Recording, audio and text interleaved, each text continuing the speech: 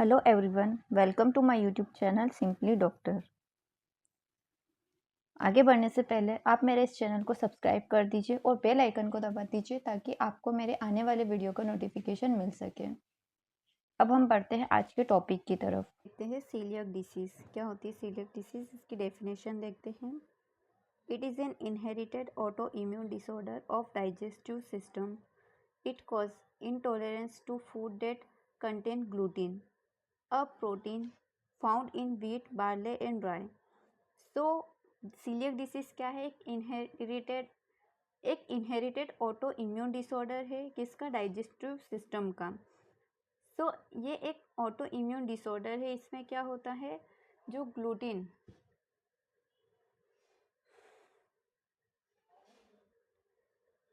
Celiac disease एक auto immune disorder है digestive system का, जिसमें फूड में पाए जाने वाले ग्लूटीन के लिए इंटॉलरेंस हो जाता है।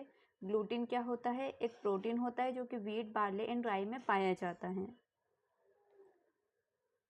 Person with celiac disease ate gluten containing food, their immune system react. तो जिस भी पर्सन को सीलियक डिसीज है, अगर वो ग्लूटेन कंटेनिंग फूड खाते हैं तो उनका इम्यून सिस्टम क्या हो जाता है? रिएक्टिव हो जाता है and send inflammatory cells and antibodies to destroy the gluten molecule. इसको मैं एक्सप्लेन करती हूँ। जो भी फूड हम खाते हैं का एब्जॉर्प्शन कहाँ पर होता है? स्मॉल इंटेस्टाइन में होता है। तो स्मॉल इंटेस्टाइन में हमें पता है कि क्या पाई जाती हैं? विलाइस एंड माइक्रोविलाइस पाई जाती है, जो कि इसके सरफेस एरिया को बढ़ा देती है, जिससे कि सरफेस एरिया बढ़ जाता है तो एब्जॉर्प्शन की कैपेसिटी भी बढ़ जाती है इंटेस्टाइन की।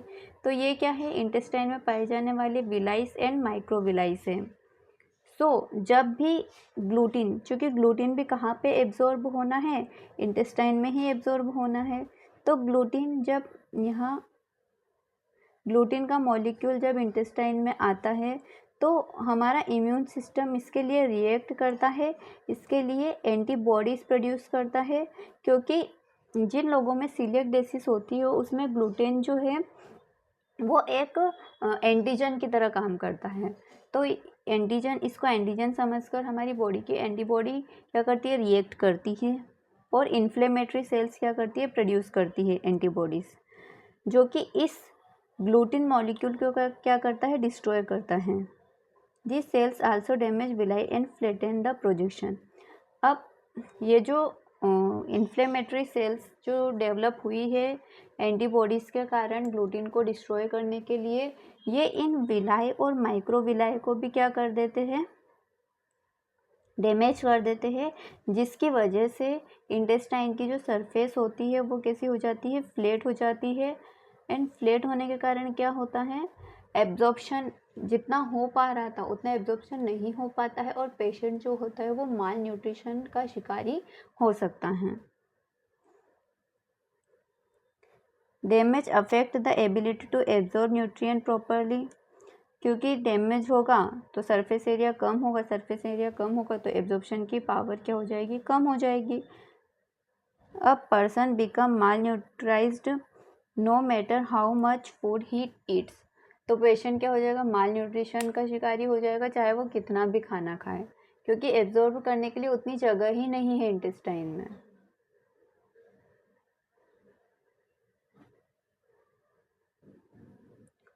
हम देखते हैं पैथोफिजियोलॉजी ऑफ सीलियक डिसीज। क्या होता है? Person with celiac disease ate gluten. जिस पर्सन को सीलियक डिसीज है, अगर वो ग्लूटीन कंटेनिंग फूड खाए तो trigger is gliadin component of gluten. तो ग्लूटीन के अंदर पाया जाने वाला ग्लाइडेन कंपोनेंट क्या होता है? ट्रिगर होता है। अब ये जो ग्लाइडेन है ये एक अमाइनो एसिड है। Body not able to break down this amino acid at it normally should. तो हमारी बॉडी जो है ग्लाइडेन अमीनो एसिड को क्या नहीं कर पाती है? ब्रेक डाउन नहीं कर पाती है। Immune system is trigger and mistakenly consider unbroken amino acid as a foreign body in small intestine. और क्या होता है? स्मॉल इंटेस्टाइन में पाए जाने वाली जो हमारी इम्यून सिस्टम की सेल्स है एंटीबॉडीज़ है वो क्या होती है, एक्टिव हो जाती है। हमारा इम्यून सिस्टम क्या हो जाता है, एक्टिव हो जाता है, क्योंकि वो यह समझता है कि ये जो ग्लाइडिन कंपोनेंट है ये फॉरेन बॉडी है। तो प्रोडक्शन ऑफ एंटीबॉडीज़, कौन कौन सी एंटीबॉडी प्रोड्यूस होती हैं, IgA and EMA। IgA and anti endomysin antibodies produce होती है बॉडी में, cause inflammatory reaction in the mucosa of small intestine and damaging the villi. तो इसकी वजह से क्या होता है, इन्फ्लेमेटरी रिएक्शन, इन्फ्लेमेटरी सेल्स जो होती है वो प्रोड्यूस होती हैं स्मॉल इंटेस्टाइन के अंदर, और वो क्या करती हैं, ग्लाइडेन को फॉरेन बॉडी समझकर उस पर अटैक करती है। तो उसकी वजह से इंटेस्टाइन में पाए जाने वाली विलाई और माइक्रोविलाई भी क्या होती है, डैमेज होती हैं। एंट्रोसाइट भी डैमेज होती है। Damage affect ability to absorb nutrient properly and malabsorption का शिकारी हो जाता है जो भी पेशेंट है वो।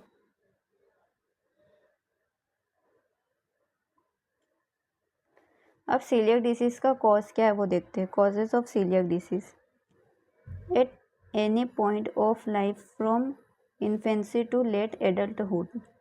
तो ये कभी भी हो सकता है लाइफ में, एडल्टहुड में भी हो सकता है और बचपन में भी हो सकता है, चाइल्डहुड में भी हो सकता है। ये कभी भी हो सकता है एनी पॉइंट ऑफ लाइफ में, चाइल्डहुड में भी हो सकता है एंड एडल्ट में भी हो सकता है। About 90% have gene mutation. 90% लोगों में किसके कारण होता है, ये जीन के म्यूटेशन के कारण होता है। अगर फैमिली हिस्ट्री हो तो भी हो सकता है पर्सन को। Women are more at risk, womens ज़्यादा रिस्क पे होती है। People with celiac disease tend to have other auto immune disease such as type 1 diabetes.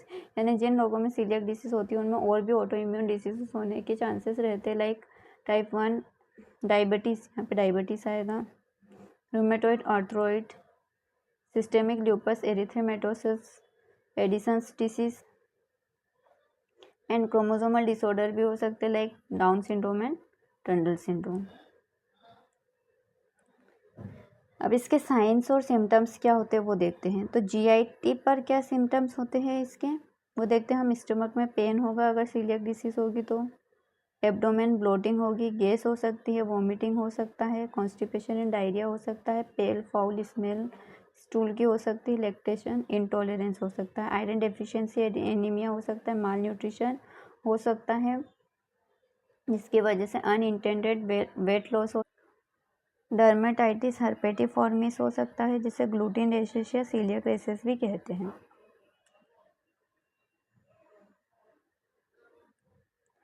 अब हम देखते हैं डायग्नोसिस कैसे कर सकते हैं। तो ब्लड टेस्ट कर सकते हैं हम, detect several antibodies, anti-TG and anti endomysin antibodies of IgA।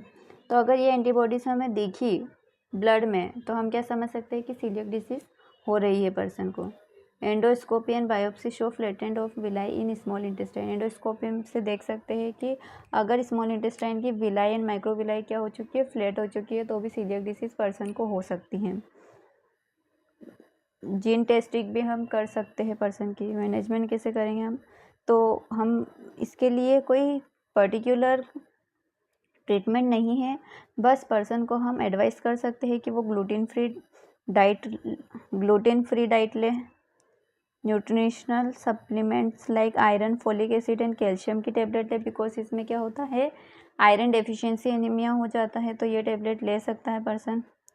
Corticosteroid for several inflammation, अगर बॉडी में इन्फ्लेमेशन हुआ है तो उसके लिए कॉर्टिकोस्टेरॉइड ले सकते हैं। Laxative like Fybogel, rice bran, green vegetables, gluten free diet ले सकता है। और आप मुझे कमेंट सेक्शन में बताइए कि नेक्स्ट टॉपिक में कौन सा लूँ। Thank you.